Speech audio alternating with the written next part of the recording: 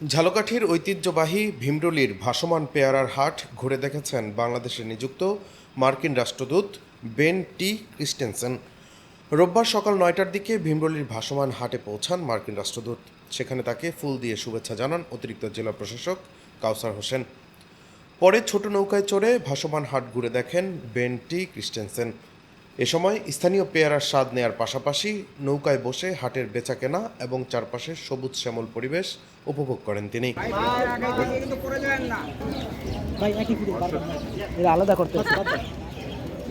ভীমরুলির ভাসমান হাটে কিছুক্ষণ অবস্থানের পর ট্রলারযোগে পিরোজপুরের আটঘর কুরিয়ানার উদ্দেশ্যে রওনা হন মার্কিন রাষ্ট্রদূত। এ সময় তার সঙ্গে ছিলেন মার্কিন দূতাবাসের কর্মকর্তা ও স্থানীয় প্রশাসনের কর্মকর্তারা। ভ্রমণ শেষে সাংবাদিকদের সঙ্গে কথা বলেন Ben T Christensen. Shubha Shokal, Assalamu alaikum. It's great to be here at the floating markets to experience this unique site in Bangladesh. তিনি বলেন, ভীমরুলির ভাসমান পেয়ারার হাট ভ্রমণ তিনি বেশ উপভোগ করেছেন। সেখানকার সবুজে ঘেরা মনোরম পরিবেশ তাকে অভিভূত করেছে। ডেস্ক রিপোর্ট, দৈনিক ডেস্টিনি।